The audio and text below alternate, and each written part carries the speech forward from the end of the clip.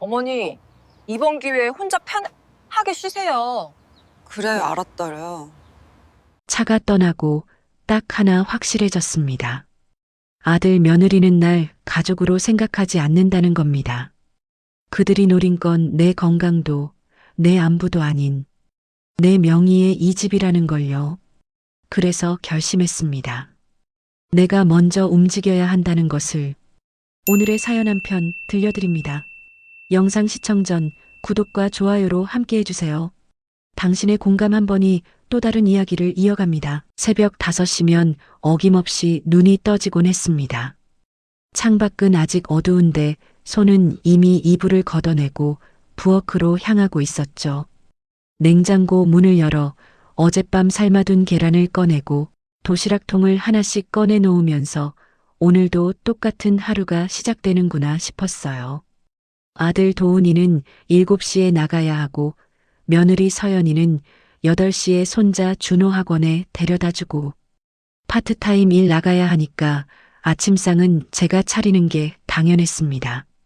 그렇게 평생을 살아왔고 그게 제 자리였으니까요.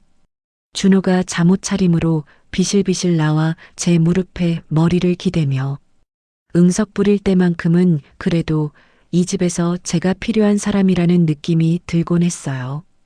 그런데 그날 아침은 뭔가 달랐습니다. 며느리 서연이가 부엌으로 들어오면서 손에 서류철 같은 걸 들고 있더군요. 얇지 않은 꽤 두툼한 종이 뭉치였어요. 저는 국그릇을 식탁에 놓다 말고 서연이 손에 든 그것을 힐끗 쳐다봤습니다. 서연이는 평소처럼 웃고 있었지만 왠지 그 웃음이 형식적으로 느껴졌달까요? 밥상을 다 차리고 가족들이 수저를 들 때쯤 서연이가 그 서류를 슬며시 제 앞으로 밀어놓았어요. 어머님, 아침 드시고 나서요. 이거 좀 봐주셔야 할 게 있어요. 어머님, 이거 우리 대출 연장하는 서류인데요. 그냥 도장만 찍어주시면 돼요. 복잡한 거 아니니까 걱정 마세요. 아들 도훈이도 밥을 뜨다 말고 거들었습니다. 엄마가 명의자라서 어쩔 수 없어. 번거로워도 좀 도와줘야 해. 우리 이자 좀 내려고 하는 거니까. 명의자. 그 단어가 귓가에 맴돌았어요. 이 집 명의가 제 이름으로 되어 있으니까 제 도장이 필요하다는 거였죠. 저는 서류를 받아들고 글자를 훑어봤지만 무슨 내용인지 하나도 머리에 들어오지 않았습니다. 한자도 섞여 있고 작은 글씨로 빼곡하게 적혀 있어서 읽다 보면 눈이 아프고 머리가 지끈거렸어요. 물어보면 어차피 어렵다고 하면서 대충 넘어갈 게 뻔했고 괜히 물어봤다가 귀찮은 사람 되기 싫었습니다. 그래서 그냥 고개를 끄덕였어요. 응, 알았다. 그럼 도장 찍으면 되는 거지? 네, 어머님. 여기랑 여기요. 두 군데만 찍어주시면 돼요. 서연이가 손가락으로 콕콕 짚어주는 곳에 저는 도장을 눌렀습니다. 도장통 뚜껑을 열고 빨간 인주에 도장을 꾹 눌렀다가 종이 위에 다시 꾹 눌렀어요. 한정순. 세 글자가 선명하게 찍혔습니다. 빨간색이 종이에 번지면서 마치 제 마음 한구석을 도려낸 것처럼 느껴지더군요. 서연이는 서류를 챙기면서 환하게 웃었고 도훈이는 숟가락을 놓으며 제 어깨를 툭 두드렸어요. 역시 엄마가 최고야. 우리 엄마 아니면 누가 이렇게 도와주겠어. 할머니, 도장 찍는 거 신기하다. 나도 커서 도장 가질 거야. 준호는 천진난만하게 웃으며 밥을 먹었지만 저는 웃을 수가 없었습니다. 그냥 멍하니 앉아서 도장통을 쓰다듬고만 있었어요. 도장을 찍고 난 뒤에도 그 붉은 자국이 자꾸만 눈에 아른거렸습니다. 손자는 학원 가방을 메고 나가고 아들과 며느리도 각자 출근 준비를 하느라 분주했지만 저는 식탁에 혼자 남아 그 서류가 놓여있던 자리를 한참 동안 바라봤어요. 뭔가 이상했습니다. 뭔가 잘못된 것 같은데 정확히 뭐가 잘못됐는지는 알 수가 없었어요. 저녁이 되어 설거지를 끝내고 거실 소파에 앉아 TV를 켰습니다. 뉴스가 나오고 있었는데 부동산 대출 관련 이야기가 흘러나오더군요. 화면 아래쪽 자막으로 명예도용주의, 가족 간 재산 분쟁 증가 같은 글자들이 지나갔어요. 그 글자들이 유독 눈에 들어왔습니다. 왜일까요? 오늘 아침에 제가 찍었던 도장이 자꾸만 떠올랐거든요. 혹시 내가 뭔가 잘못된 걸 한 건 아닐까 하는 이상한 불안감이 가슴 한구석에 스며들었어요. 리모컨을 손에 쥔 채로 한참을 멍하니 화면만 바라봤습니다. 뉴스 앵커의 목소리가 들리긴 했지만 무슨 말을 하는지는 귓속으로 들어오지 않았어요. 그저 자막만, 그 붉은 글씨들만 계속 눈에 들어왔습니다. 다음 날 아침 쓰레기 버리러 나갔다가 이웃집 윤말순 아주머니를 마주쳤습니다. 말순 씨는 저보다 2살 아래고 교회에서도 같이 다니는 사이였어요. 쓰레기 봉투를 분리수거함에 넣으면서 가벼운 인사를 나누다가 말순 씨가 불쑥 이런 말을 던지더군요. 언니, 요즘 애들 서류 진짜 잘 봐야 한다더라. 우리 친구 하나는 도장 찍었다가 나중에 집이 애들 빚 담보로 잡혀 있더래. 본인도 모르게. 그 말이 툭 떨어진 순간 제 손이 쓰레기 봉투를 놓칠 뻔했습니다. 말순 씨는 그냥 지나가는 말처럼 던졌지만 제 귀에는 경고처럼 들렸어요. 집이 애들 빚 담보로. 그 말이 마치 제 이야기를 하는 것만 같았거든요. 저는 애써 웃으며 대답했습니다. 우리 애들은 그럴 리 없어. 걱정 마. 그래도 조심해야지. 요즘 세상이 어떤 세상인데. 언니도 서류 한번 확인해봐. 말순 씨는 그렇게 말하고는 집으로 들어갔지만 저는 한참 동안 그 자리에 서 있었습니다. 집으로 돌아오는 발걸음이 무거웠어요.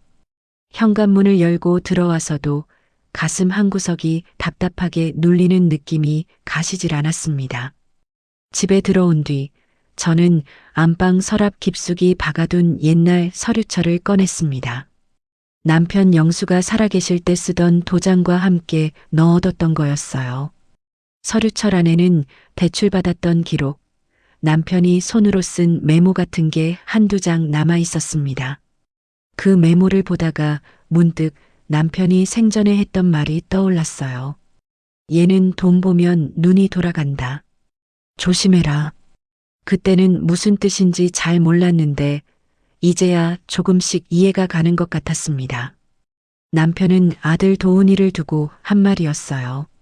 젊었을 때 한 번 사업에 크게 대인 뒤로 돈 앞에서는 판단이 흐려지는 아이라고 늘 걱정하셨거든요.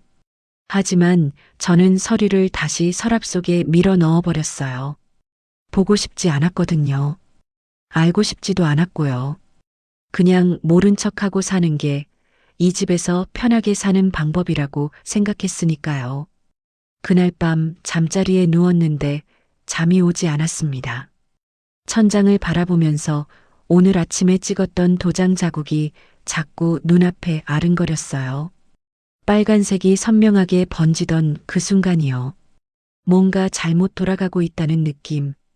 그 느낌을 애써 외면하고 있는 제 자신이 보였습니다. 옆방에서는 아들 내외가 나지막이 이야기하는 소리가 들렸어요. 무슨 말인지는 정확히 안 들렸지만 가끔 대출, 이자, 이번 달 같은 단어들이 새어나왔습니다. 저는 이불을 머리까지 끌어올렸어요. 듣고 싶지 않았거든요. 그때도 느꼈습니다. 뭔가 잘못 돌아가고 있다는 걸요. 다만 모르는 척하고 있었을 뿐이었어요. 며칠이 지나고 어느 저녁이었습니다.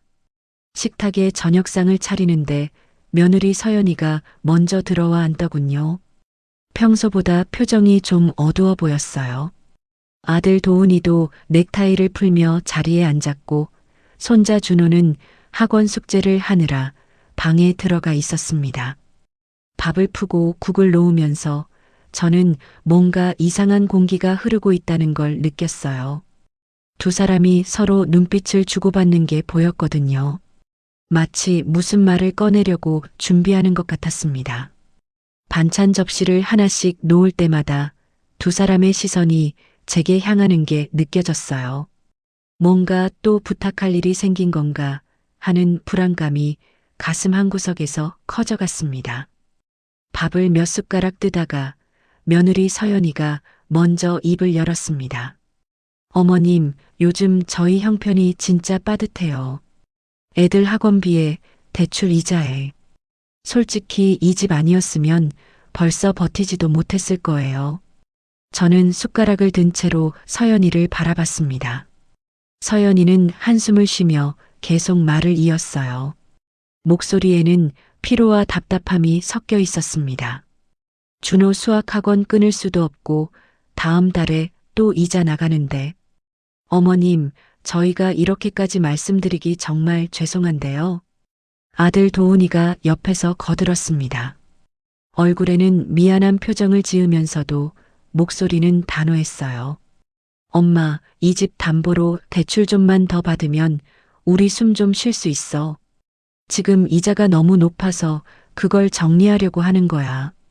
엄마한테 부담 드리는 거 아니야. 그냥 서류상으로만 좀 정리하는 거니까. 우리가 다 갚을 거고. 담보, 대출. 그 단어들이 제 머릿속에서 맴돌았습니다. 이 집을 담보로 돈을 더 빌린다는 거였어요. 저는 입술을 꾹 다물고 밥그릇만 바라봤습니다. 뭐라고 대답해야 할지 몰랐거든요. 그냥 숟가락으로 밥알을 이리저리 굴리고만 있었어요. 국그릇 속 두부가 흔들리는 게 보였지만 정작 제 손은 젓가락을 제대로 쥐지도 못하고 있었습니다. 그때 며느리 서연이가 조금 더 다급한 목소리로 말했습니다. 어머님, 어차피 이 집은 나중에 우리 거잖아요.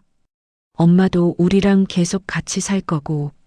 그러니까 지금 우리가 좀 쓰는 게 뭐가 문제예요? 그 말이 귓가에 꽂혔습니다. 어차피 이 집은 나중에 우리 거잖아요. 그 한 문장이 제 가슴을 후벼 파는 것 같았어요. 저는 젓가락을 식탁에 내려놓았습니다.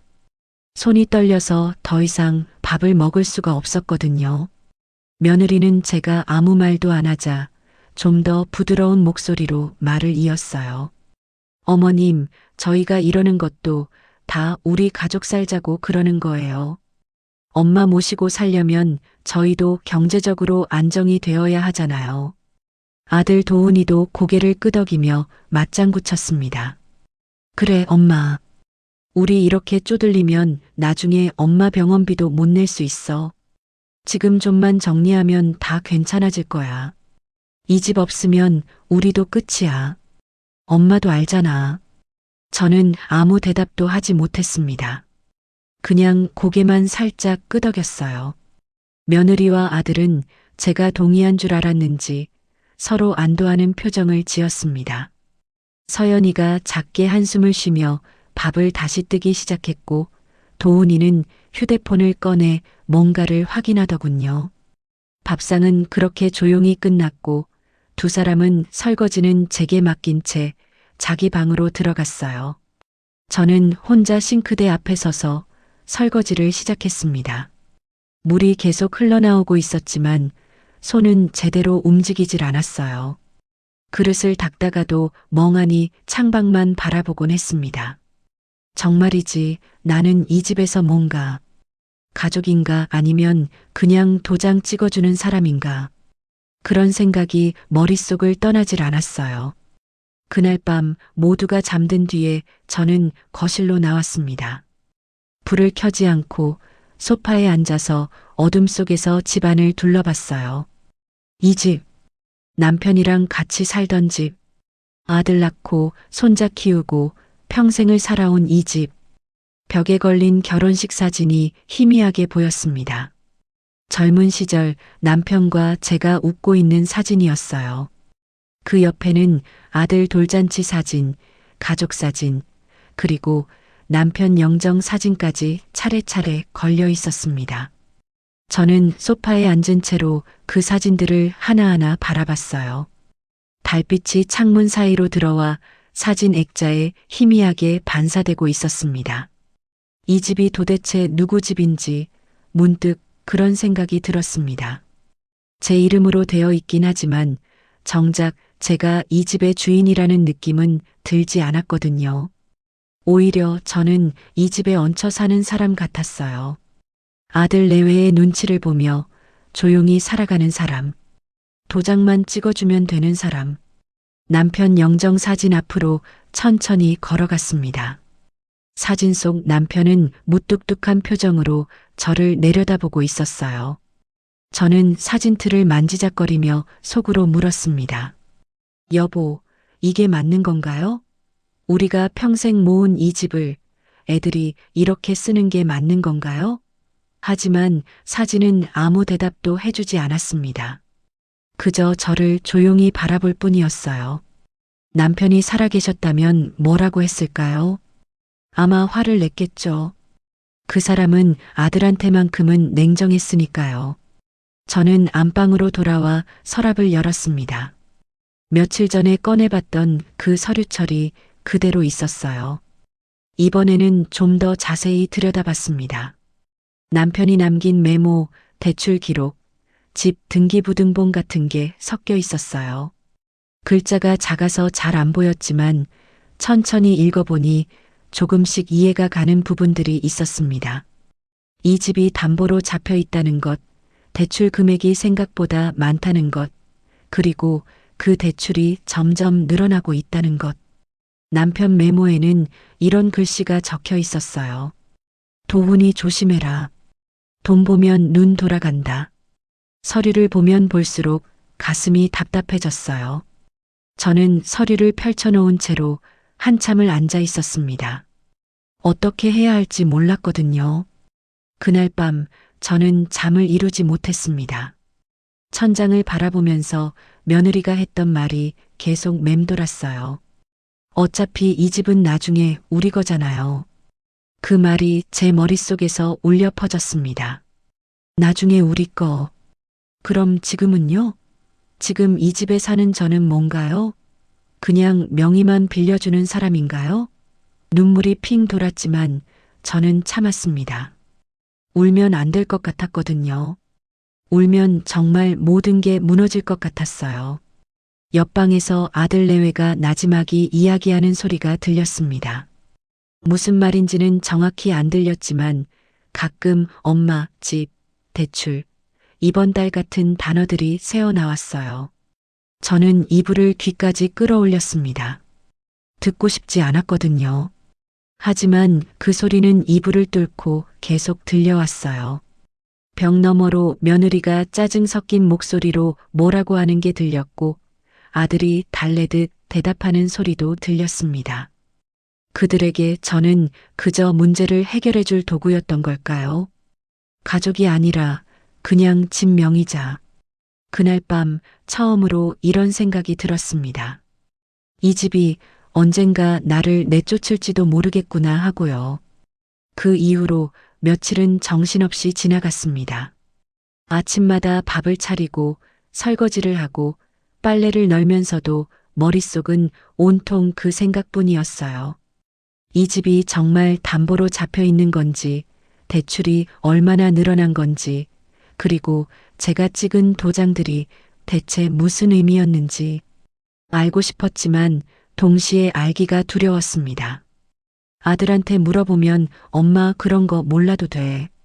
우리가 알아서 할게 하고 넘어갈 게 뻔했고 며느리한테 물어보면 귀찮은 시어머니 취급당할 것 같았거든요. 그래서 저는 그냥 혼자 속으로만 사귀고 있었습니다. 그러다 어느 날 주민센터에 갈 일이 생겼어요. 손자 준호 통장을 만들어주려고 주민등록 등본을 떼러 간 거였습니다. 서류를 받아들고 나오는데 게시판에 붙어있는 안내문 하나가 눈에 들어왔습니다. 노란색 종이에 큼지막하게 적혀 있더군요. 어르신 무료 법률 상담 마이너스 재산, 상속, 가족 문제 상담 가능. 저는 그 안내문 앞에서 한참을 서 있었습니다. 주변 사람들이 지나다니는데도 발이 떨어지질 않았어요. 무료 법률 상담. 그 글자가 제 눈에 박히는 것 같았습니다. 혹시 저 같은 사람도 상담받을 수 있는 걸까요? 저는 안내문에 적힌 전화번호를 휴대폰으로 사진 찍어뒀습니다. 그리고 집으로 돌아왔어요. 그날 밤부터 저는 그 전화번호를 바라보며 며칠을 망설였습니다. 나 같은 사람이 가도 되나? 혹시 쓸데없는 걱정으로 남의 시간을 빼앗는 건 아닐까? 그런 생각들이 머릿속을 꽉 채웠어요. 하지만 동시에 이대로 가다가는 정말 큰일 날 것 같다는 불안감도 커져갔습니다. 밤마다 잠이 안 와서 천장만 바라보다가 남편 영정 사진을 보다가 결국 용기를 냈습니다. 며칠 뒤 아침 아들 내외가 모두 나간 뒤 저는 떨리는 손으로 전화를 걸었어요. 여보세요, 저기 무료 법률 상담 신청하려고요. 네, 어르신. 성함이랑 연락처 남겨주시면 상담 일정 잡아드릴게요. 어떤 문제로 상담 원하세요? 그게 집이랑 대출 관련해서요. 제가 도장을 좀 많이 찍었는데 그게 뭔지 잘 몰라서 목소리가 떨렸습니다. 전화를 끊고 나서도 한참 동안 가슴이 두근거렸어요. 며칠 뒤 상담 날짜가 잡혔고 저는 그날을 손꼽아 기다렸습니다. 상담 당일 아침 저는 평소보다 일찍 일어나 옷을 갈아입었습니다. 안방 서랍을 열어 그동안 모아뒀던 서류철을 꺼냈어요. 남편 도장, 제 도장, 대출 서류, 그리고 최근에 찍었던 서류 사본까지. 손이 떨려서 서류를 제대로 챙기기도 힘들었습니다. 가방에 서류와 도장을 넣고 현관문을 나서는데 다리에 힘이 풀리는 것 같았어요. 혹시 아들이나 며느리가 알게 되면 어쩌나 하는 두려움도 있었습니다. 하지만 이대로 모른 척하고 살 수는 없었어요. 저는 가방 끈을 꽉 쥐고 주민센터로 향했습니다. 상담실에 들어가니 여자 변호사 한 분이 앉아 계셨습니다. 나이는 40대 중반쯤 돼 보이는 단정한 인상의 분이었어요. 명함에는 박지은 변호사라고 적혀 있었습니다. 어르신, 편하게 앉으세요. 오늘 어떤 상담 원하셨어요? 저기, 제가 서류를 좀 가져왔는데요. 이게 뭔지 잘 모르겠어서요. 저는 가방에서 서류철을 꺼내 변호사 앞에 놓았습니다. 변호사는 서류를 한 장 한 장 넘기며 찬찬히 살펴보더군요. 표정이 점점 굳어지는 게 보였어요. 한참을 보다가 변호사가 저를 바라보며 조심스럽게 말했습니다. 어르신, 이거 아드님이 위임장 비슷하게 쓰고 계시네요. 어머님 명의로 된 집을 담보로 대출을 여러 번 받으셨어요. 어머님, 이 서류들 내용 아셨어요? 도장 찍으실 때 설명 들으셨나요? 저는 고개를 저었습니다. 변호사는 한숨을 쉬며 계속 설명했어요. 이미 집 담보 대출 일부가 아드님 사업 자금으로 쓰였고요. 추가 대출 계획도 여기 나와 있어요. 이자만 해도 매달 상당한 금액인데 그 말을 듣는 순간 머리가 하얘지는 것 같았습니다. 사업 자금, 추가 대출, 제가 모르는 사이에 이런 일들이 벌어지고 있었던 거예요. 저는 입술을 깨물며 변호사를 바라봤습니다. 그럼 제가 어떻게 해야 하나요? 변호사는 잠시 망설이다가 진지한 표정으로 말했습니다. 어머님, 이대로 가면 나중에 집도 노후 자금도 다 애들 빚 갚는데 들어가실 수 있어요. 지금이라도 정리하셔야 해요. 위임관계 정리하고 명예 관리 다시 하시고 필요하면 집 처분도 고려하셔야 할 수 있어요. 집 처분. 그 말이 귓가를 때렸습니다. 평생 살아온 집을 팔아야 한다니. 하지만 동시에 이게 제가 살 수 있는 유일한 길이라는 생각도 들었어요. 변호사는 제 손을 가만히 잡아주며 말했습니다. 어머님, 너무 놀라지 마세요. 천천히 하나씩 해결해 나가면 돼요. 제가 도와드릴게요. 상담을 마치고 나와 주민센터 앞 벤치에 앉았습니다. 다리에 힘이 풀려서 더 이상 걸을 수가 없었거든요. 손이 떨려서 가방을 제대로 쥘 수도 없었어요. 지나가는 사람들이 이상하게 쳐다봤지만 신경 쓸 여력이 없었습니다. 저는 그냥 벤치에 앉아서 하늘을 바라봤어요. 구름이 천천히 흘러가고 있었습니다. 가방에서 생수를 꺼내려다가 손이 너무 떨려서 뚜껑을 열 수가 없었습니다. 두 손으로 꽉 쥐어도 계속 떨렸어요. 한참을 그렇게 앉아 있다가 겨우 물 한 모금을 마셨습니다. 집으로 돌아오는 길, 저는 발걸음이 무거웠습니다. 평소에는 10분이면 도착하는 거리인데 그날은 20분이 넘게 걸렸어요. 집 앞에 도착했는데 현관문을 열기가 두려웠습니다. 이 집이 제 집이 맞는지 문득 헷갈렸거든요. 제 이름으로 되어 있지만 정작 제가 주인이 아닌 것 같았어요. 현관문을 열고 들어와 거실 소파에 주저앉았습니다. 아무도 없는 빈집, 시계 소리만 똑딱똑딱 들렸습니다. 저는 가방에서 서류를 꺼내 다시 한번 천천히 읽어봤어요. 이번에는 조금 더 이해가 갔습니다. 제가 얼마나 위험한 상황에 놓여 있는지, 그리고 더 이상 이렇게 살 수 없다는 것.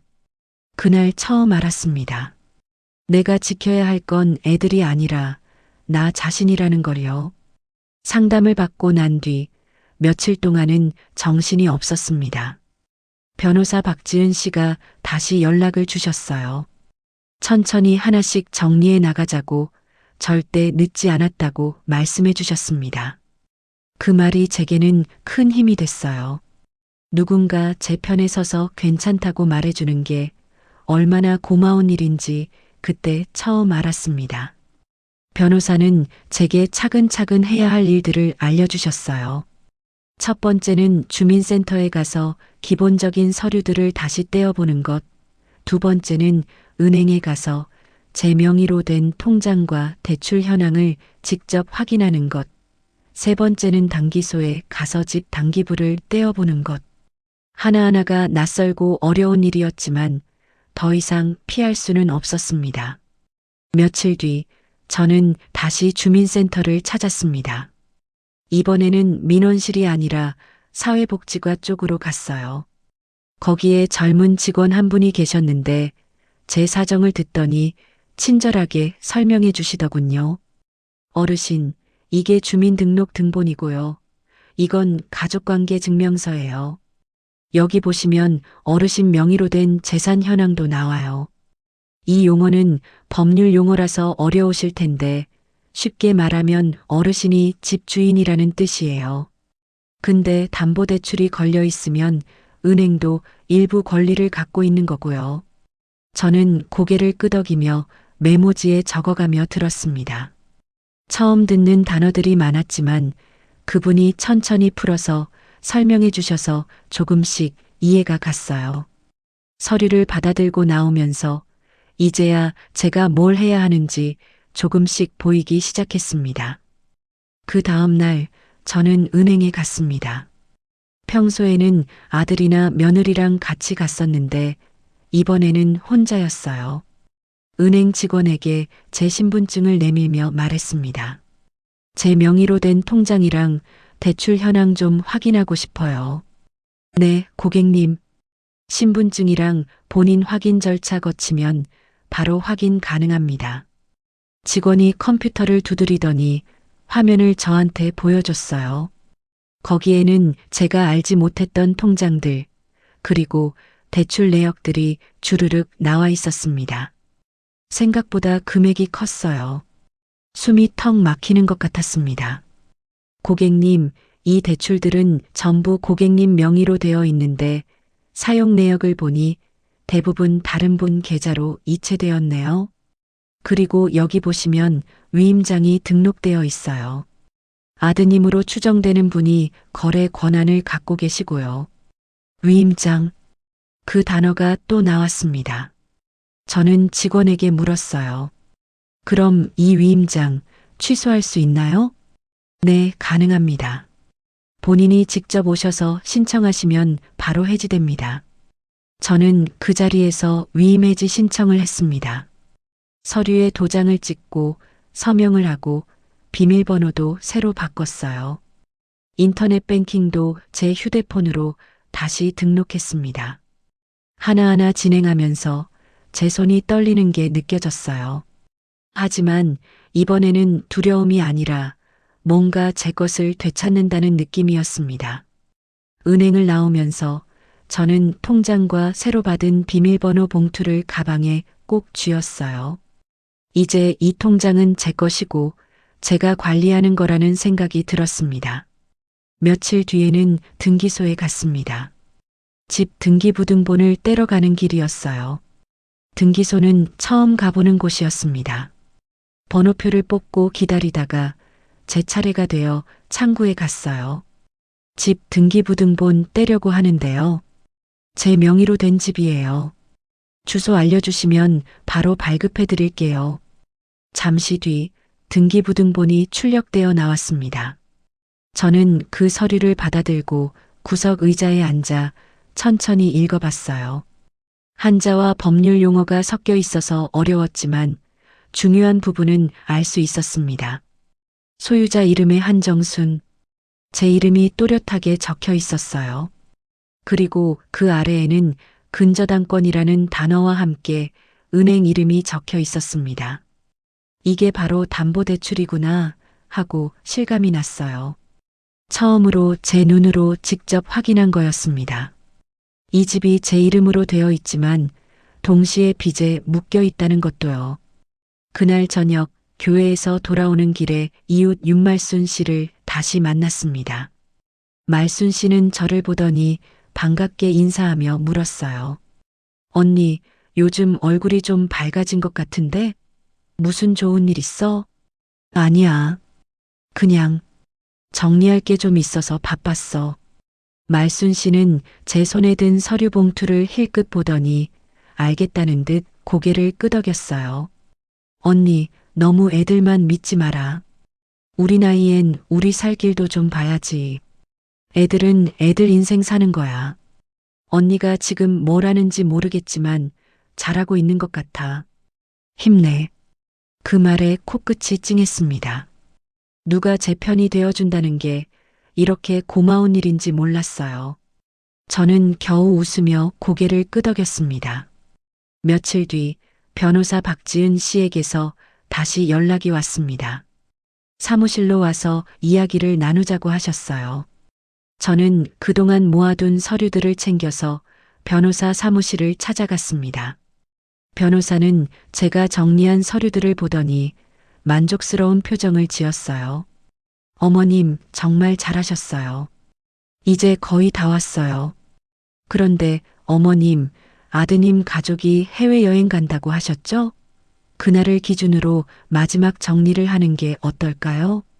그날이 어머님 인생의 새 출발이 되는 거예요. 해외여행 가는 날. 아들이 얼마 전에 말했던 그 날짜가 떠올랐습니다. 가족들이 집을 비우는 날.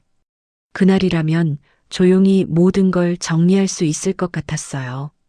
저는 천천히 고개를 끄덕였습니다. 그렇게 할게요.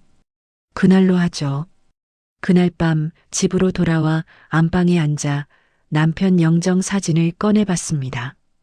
그리고 서랍 속 남편 도장을 꺼내 손으로 쓰다듬었어요. 차갑고 단단한 도장이 손바닥에 닿는 느낌이 묘했습니다. 저는 작게 속삭였습니다. 여보, 이제는 내가 좀 지켜볼게요. 우리 집도 나 자신도. 남편은 아무 말도 하지 않았지만 왠지 제 결정을 이해해 줄 것 같았어요. 도장을 다시 서랍에 넣고 제 도장을 꺼내 한참 동안 바라봤습니다. 한정순. 이 세 글자가 이제는 달리 보였어요. 누군가를 위해 찍는 도장이 아니라 저 자신을 위해 찍는 도장. 저는 늦은 나이에 글자를 다시 배우는 학생처럼 도장 하나를 다시 배우고 있었습니다. 여행을 일주일 앞둔 어느 저녁이었습니다. 며느리 서연이가 거실 테이블에 여행 가이드북을 펼쳐놓고 아들 도훈이랑 뭔가를 열심히 이야기하고 있더군요.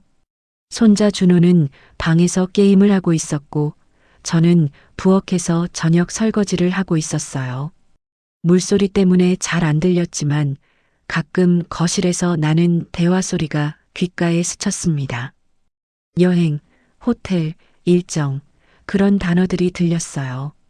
그러다가 며느리 목소리가 조금 커지면서 또렷하게 들려왔습니다. 여보, 이번에 다녀오면 진짜 재정 계획 다시 짜야 돼. 대출도 그렇고, 집 정리도 그렇고. 응, 알아.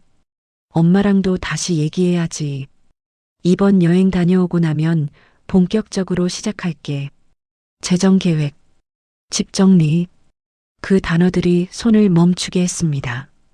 수세미를 든 채로 가만히 서서 귀를 기울였어요. 두 사람은 계속 이야기를 나누고 있었지만 부엌에서 듣고 있다는 걸 모르는 것 같았습니다. 목소리가 낮아지면서 더 이상 잘 들리지 않았고 다시 설거지를 이어갔어요. 하지만 가슴 한구석이 불안하게 무거워지는 걸 어쩔 수 없었습니다. 설거지를 끝내고 행주로 손을 닦는데 아들 도훈이가 거실에서 전화를 받기 시작했습니다. 친구한테서 온 전화인 것 같았어요. 저는 부엌에서 찬장을 정리하는 척하면서 무심코 귀를 기울였습니다. 야, 나도 진짜 답답해. 요즘 대출 이자가 장난 아니야. 우리 집?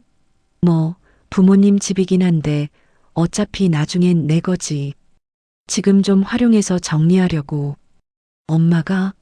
엄마는 뭐 잘 모르셔. 우리가 알아서 할 거야.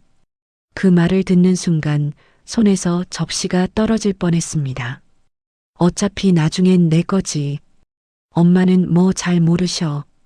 그 말들이 귓속에서 메아리 쳤어요. 찬장 문을 살며시 닫고 부엌 창문을 바라봤습니다. 창밖은 어두웠고 얼굴이 희미하게 비쳤어요. 그 얼굴은 낯설게 느껴졌습니다. 이 집에서 대체 뭐였을까 하는 생각이 들었거든요. 며느리 서연이가 부엌으로 들어오더니 냉장고를 열며 물을 꺼냈습니다. 저는 애써 웃으며 말했어요. 여행 준비 잘 되고 있어? 네, 어머님. 애들도 너무 신나하고요. 근데 어머님, 저희 없는 동안 불편하실 텐데. 괜찮아. 나 혼자 있는 거 익숙해. 서연이는 물을 한 모금 마시더니 갑자기 진지한 표정으로 말했습니다. 어머님, 저희 돌아오면 진짜 집 문제 좀 정리해야 될 것 같아요. 요즘 집값도 많이 올랐고 대출도 정리해야 하고 시댁 재산은 시댁 아들이 지키는 게 맞는 거잖아요. 어머님이 다 쥐고 계시면 나중에 세금 문제도 복잡해지고 그러니까. 그 말을 듣고 저는 할 말을 잃었습니다. 시댁 재산은 시댁 아들이 지키는 거. 그럼 나는요? 나는 뭔가요? 며느리는 표정을 살피지도 않고 물을 다 마시고는 거실로 나갔어요. 부엌에 혼자 남아서 싱크대를 붙잡고 서 있었습니다. 다리에 힘이 풀리는 것 같았거든요. 안방으로 들어가 문을 살짝 닫았습니다. 완전히 닫지는 않았어요. 닫으면 아들 내외가 이상하게 생각할 것 같았거든요. 문틈으로 거실에서 나는 소리가 희미하게 들려왔습니다. 며느리와 아들이 또 무슨 이야기를 나누고 있었어요. 여보, 이번 여행 다녀오면 엄마한테 진지하게 얘기해야 돼. 더 이상 미룰 수 없어. 알아. 근데 엄마가 또 삐질까봐 그게 걱정이야. 삐지든 말든 우리 살아야 되잖아. 이번엔 확실하게 정리하자. 저는 침대 끝에 앉아서 손을 꼭 쥐었습니다. 손이 떨렸어요. 화가 나는 건지 슬픈 건지 아니면 그냥 허탈한 건지 알 수가 없었습니다. 그저 가슴이 텅 빈 것 같았어요. 이 집에서 가족이라고 생각했던 건 나뿐이었나 봅니다. 아들과 며느리에게는 그냥 재산 관리를 방해하는 사람이었던 거예요. 서랍을 열어 남편이 남긴 옛날 가계부를 꺼냈습니다. 노란 종이에 남편의 삐뚤삐뚤한 글씨가 적혀 있었어요. 날짜별로 적힌 수입과 지출, 그리고 중간중간 적힌 메모들. 그중 한 줄이 눈에 들어왔습니다. 도훈이 조심해라. 얘는 돈 보면 눈이 돌아가서 걱정이다. 남편이 세상 떠나기 몇 년 전에 쓴 글이었어요. 그때는 이 말이 지나친 걱정이라고 생각했는데 이제 보니 남편이 정확히 보고 있었던 것 같았습니다. 가계부를 가슴에 꼭 안고 한참을 그렇게 앉아 있었어요. 다음 날 아침 저는 휴대폰을 꺼내 변호사 박지은 씨에게 전화를 걸었습니다. 손이 떨렸지만 이번에는 주저하지 않았어요. 변호사님, 저예요. 한정순입니다. 네, 어머님. 무슨 일이세요? 다음 주가 애들 여행 가는 날입니다. 그날로 할게요. 그날 모든 걸 정리하고 싶어요. 전화기 너머로 변호사의 조용한 대답이 들려왔습니다. 알겠습니다, 어머님. 제가 준비 다 해놓을게요. 어머님은 그날만 오시면 돼요. 전화를 끊고 나서 한참 동안 휴대폰을 바라봤습니다. 이제 돌이킬 수 없는 길로 들어섰다는 걸 알았어요. 하지만 동시에 이게 살 수 있는 유일한 길이라는 확신도 들었습니다. 그날 저녁 손자 준호가 학원에서 돌아와 방으로 들어왔습니다. 가방을 던져놓고는 무릎에 머리를 기대며 말했어요. 할머니, 우리 다음 주에 여행 가는 거 알지? 할머니 혼자 있으면 심심하겠다. 저는 준호의 머리를 쓰다듬으며 웃었습니다. 이 아이만큼은 순수하게 걱정해 주는 것 같았어요. 괜찮아. 할머니도 바빠질 거야. 할머니가 뭐가 바빠? 그냥 할머니 일이 좀 있어. 준호는 여행 잘 다녀와. 사진 많이 찍어오고. 준호는 고개를 끄덕이고는 방으로 나갔습니다. 저는 창밖을 바라보며 작게 한숨을 쉬었어요. 준호에게는 미안한 마음이 들었지만 이제는 되돌릴 수 없었습니다. 선택한 길이었으니까요. 그날 밤 잠자리에 누워 천장을 바라봤습니다. 며느리가 했던 말이 계속 맴돌았어요. 시댁 재산은 시댁 아들이 지키는 거. 아들이 친구한테 했던 말도요. 어차피 나중엔 내 거지. 그 말들이 가슴을 파고들었습니다. 이불을 끌어당기며 눈을 감았어요. 이 집에서 나만 가족이라고 생각하고 있었던 사람은 나뿐이었나 봅니다. 여행 가는 날 아침이 밝았습니다. 새벽부터 눈이 떠져서 부엌에서 마지막 아침을 준비하고 있었어요. 평소처럼 계란을 삶고 김치찌개를 끓이고 밥을 지었습니다. 하지만 오늘은 손놀림이 달랐어요. 뭔가 기계적으로 움직이는 것 같았습니다. 마음은 이미 다른 곳을 향하고 있었거든요. 거실에서는 아들 도훈이와 며느리 서연이가 캐리어를 끌고 나오는 소리가 들렸어요. 바퀴가 마루 위를 굴러가는 소리, 지퍼 여미는 소리, 손자 준호가 신나서 뛰어다니는 소리. 평소 같았으면 함께 들떴을 소리들이 오늘은 그저 멀게만 느껴졌습니다. 아침을 차려놓으니 가족들이 식탁에 둘러앉았습니다.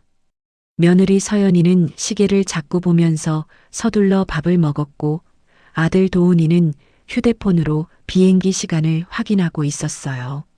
손자 준호만 신나서 여행 이야기를 하고 있었습니다. 할머니, 나 비행기 타는 거 처음이야. 구름 위로 올라간대.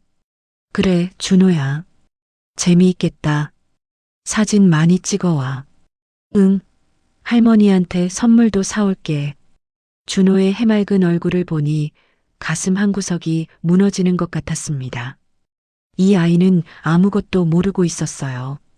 할머니가 오늘 무엇을 할 건지, 그리고 돌아왔을 때 모든 게 달라져 있을 거라는 걸.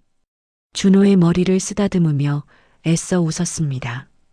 밥을 다 먹고 아들 내외는 짐을 챙기기 시작했습니다. 현관에 캐리어 2개와 손자 가방이 놓였어요. 며느리 서연이가 냉장고를 열어보더니 말했습니다. 어머님, 냉장고에 반찬 해놓은 거 있으니까 그것만 드세요. 저희 금방 올게요. 응, 알았어. 조심해서 다녀와. 뭐 필요한 거 있으면 전화하시고요. 근데 저희 비행기 타면 연락 안 될 수도 있어요. 형식적인 말들이었습니다. 걱정해서라기보다는 그냥 해야 할 말을 하는 것처럼 느껴졌어요. 아들 도훈이는 현관에서 신발을 신으며 돌아봤습니다. 엄마 잘 계시고 우리 일주일 뒤에 올게. 그래. 잘 다녀와. 손자 준호가 마지막으로 달려와 허리를 껴안았습니다. 할머니 사랑해. 선물 꼭 사올게. 그래, 준호야. 할머니도 사랑해. 준호는 손을 흔들며 뛰어나갔고 며느리와 아들도 캐리어를 끌고 현관문을 나섰어요. 문이 닫히는 소리가 들렸습니다. 딸각. 그 소리와 함께 집안은 고요해졌습니다. 현관 앞에 서서 닫힌 문을 한참 동안 바라봤어요. 그들이 탄 택시가 출발하는 소리가 멀어져 갔습니다. 천천히 거실로 걸어갔습니다. 텅 빈 거실 한가운데에 서서 집안을 둘러봤어요. 소파, 식탁, 벽에 걸린 가족 사진들, 손자 장난감이 어질러진 바닥. 모든 게 그대로인데 왠지 낯설게 느껴졌습니다. 시계 초침 소리만 똑딱똑딱 크게 들렸어요. 1초, 2초, 3초. 시간이 천천히 흘러가고 있었습니다. 저는 소파에 주저앉았습니다. 갑자기 다리에 힘이 풀리더군요. 가슴이 먹먹했고 눈가가 뜨거워졌어요. 이제 정말 시작이구나. 돌이킬 수 없는 길로 들어서는 거구나. 그런 생각이 들면서 눈물이 주르륵 흘러내렸습니다. 얼마나 그렇게 앉아 있었을까요? 핸드폰이 진동으로 울렸습니다. 눈물을 닦으며 핸드폰을 꺼냈어요. 변호사 박지은 씨에게서 온 문자였습니다. 어머님, 오늘 일정 그대로 진행하실 수 있죠? 제가 사무실에서 기다리고 있을게요. 천천히 오세요. 그 문자를 읽는 순간 정신이 번쩍 들었습니다. 맞아. 오늘은 울고 있을 날이 아니야. 오늘은 내가 움직여야 하는 날이야. 눈물을 닦고 일어났습니다. 화장실로 가서 찬물로 얼굴을 씻었어요. 거울 속 얼굴이 보였습니다. 눈이 빨갛게 부어 있었지만 표정만큼은 단호했어요. 안방으로 들어가 옷을 갈아입었습니다. 평소에 교회 갈 때 입던 단정한 옷을 꺼내 입었어요. 서랍을 열어 그동안 모아뒀던 서류철을 꺼냈습니다. 집 등기부등본, 은행 서류, 대출 내역, 남편이 남긴 메모, 그리고 도장. 하나하나 확인하며 가방에 넣었습니다. 이번에는 손이 떨리지 않았어요. 오히려 차분했습니다. 무엇을 해야 하는지 정확히 알고 있었거든요. 도장을 마지막으로 가방에 넣으면서 생각했습니다. 오늘 이 도장은 나를 위해 찍는 거야. 남을 위해서가 아니라 나 자신을 위해서. 가방을 메고 거울 앞에 섰습니다. 단정히 차려입은 모습이 낯설면서도 왠지 든든해 보였어요. 저는 현관으로 걸어갔습니다. 신발을 신고 현관문 손잡이를 잡았어요. 문을 열기 전에 마지막으로 집안을 돌아봤습니다. 거실, 부엌, 복도, 안방. 이 집에서 보낸 수십 년의 시간들이 스쳐 지나갔어요. 남편과 함께했던 날들, 아들을 키우던 날들, 손자를 돌보던 날들.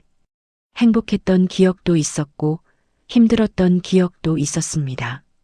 하지만 이제 이 집에서의 역할은 오늘로 끝나는 거였어요. 현관문을 열고 밖으로 나섰습니다. 문을 닫으면서 작게 속삭였어요. 안녕. 그동안 고마웠어. 엘리베이터를 타고 1층으로 내려갔습니다. 아파트 입구를 나서니 햇살이 눈부셨어요.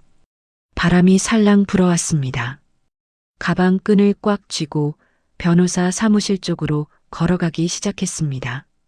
발걸음이 가벼웠어요. 무겁고 답답했던 마음이 조금씩 풀리는 것 같았습니다. 그날 그 아이들은 여행을 떠났고 저는 내 인생을 되찾으러 나갔습니다. 변호사 사무실에 도착했을 때 박지은 변호사는 이미 준비를 마치고 기다리고 있었습니다. 책상 위에는 서류들이 가지런히 정리되어 있었고 그 옆에는 메모지와 펜이 놓여 있었어요.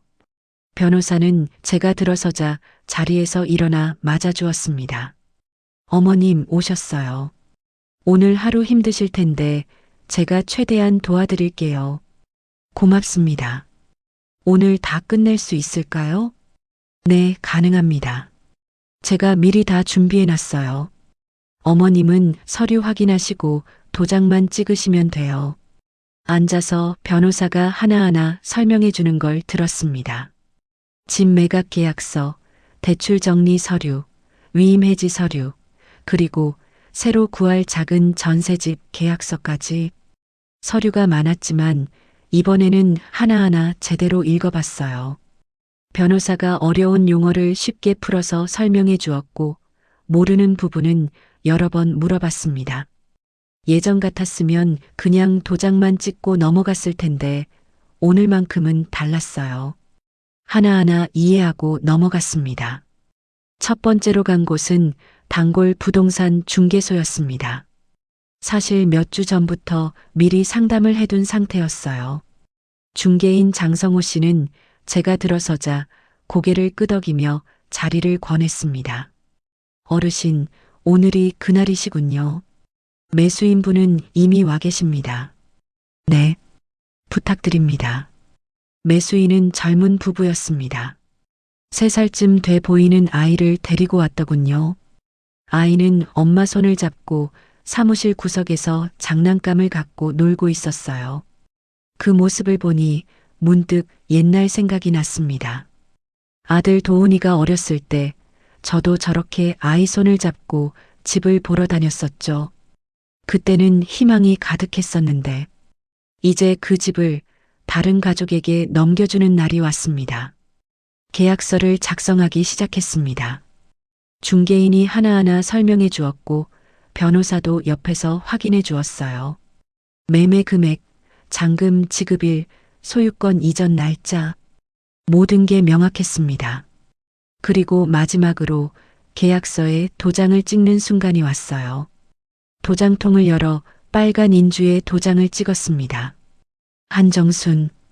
그 3글자를 종이 위에 꾹 눌렀어요. 빨간 자국이 선명하게 찍혔습니다. 예전에는 이 도장이 두렵고 무겁게 느껴졌는데 오늘은 달랐습니다.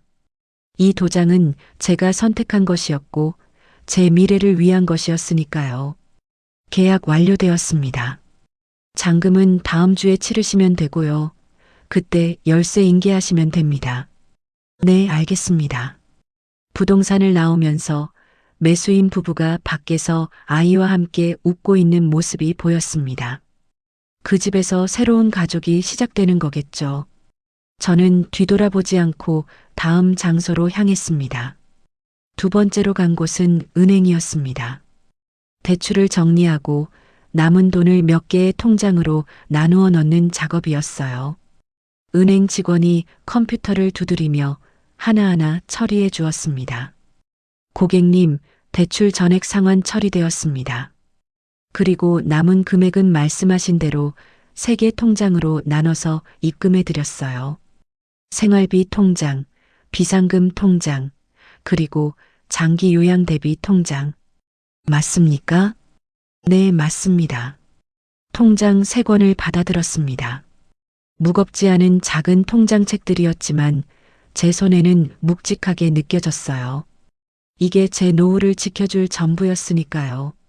하지만 동시에 이제는 이 돈을 아무도 마음대로 쓸 수 없다는 안도감도 들었습니다. 세 번째로 간 곳은 등기소였습니다. 위임장을 완전히 해지하고 모든 권한을 제 이름으로 되돌리는 절차였어요.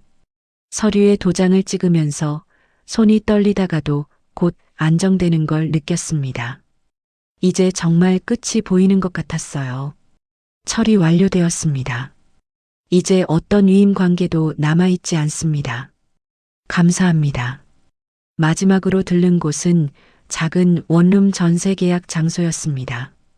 넓지는 않았지만 깨끗하고 아담한 곳이었어요. 방 하나, 작은 부엌, 화장실. 혼자 살기에는 충분했습니다. 변호사가 계약서를 검토해 주었고 집주인과 인사를 나눴어요. 어르신, 편하게 지내세요. 뭐 불편한 거 있으면 언제든 연락 주시고요. 네, 고맙습니다. 계약서에 마지막 도장을 찍었습니다. 이 집은 비록 작지만 여기서는 나를 내쫓을 사람은 없겠지. 그런 생각이 들었어요. 도장을 찍고 나서 창밖을 바라봤습니다. 햇빛이 방 안으로 들어오고 있었어요. 따뜻했습니다. 저녁 무렵 모든 일정을 마치고 옛집으로 돌아갔습니다. 아직 이사는 하지 않았지만 이제 이 집은 제 집이 아니었어요. 거실로 들어가 벽에 걸려 있던 가족 사진들을 하나씩 내렸습니다. 결혼식 사진, 아들 돌잔치 사진, 가족 사진, 남편 영정 사진, 손자 준호와 찍은 사진도 있었어요. 사진들을 바닥에 놓고 한참을 바라봤습니다. 이 사진들 속에는 행복했던 순간들이 담겨 있었어요. 하지만 동시에 제가 잃어버렸던 시간들도 담겨 있었습니다. 저는 남편 영정 사진 한 장과 손자와 찍은 사진 한 장만 챙겼어요. 나머지는 상자에 담아 나중에 아들에게 줄 생각이었습니다. 소파에 앉아 마지막으로 집안을 둘러봤습니다. 텅 빈 거실, 조용한 부엌, 복도. 이제 이 집과도 작별할 시간이었어요. 창밖으로 해가 지고 있었습니다. 주황빛 노을이 거실 바닥에 비쳤어요. 아름다웠습니다. 저는 작게 속삭였습니다. 여보, 봤죠? 내가 해냈어요. 수십 번 도장을 찍어준 끝에야 처음으로 내 도장을 찍은 하루였습니다. 일주일이 지났습니다. 아들 내외가 돌아오는 날이었어요. 저는 이미 새 집으로 이사를 마친 상태였습니다. 작은 원룸이었지만 제 물건들로 채워진 공간은 평화로웠어요. 창가에 남편 영정 사진을 놓고 손자와 찍은 사진을 벽에 붙였습니다. 부엌에는 제가 좋아하는 찻잔을 올려뒀고 작은 식탁에는 꽃 한 송이를 꽂아뒀어요. 이 공간은 온전히 제 것이었습니다. 아들에게서 전화가 온 건 그들이 공항에서 집으로 향할 때쯤이었습니다. 휴대폰이 울렸지만 바로 받지 않았어요.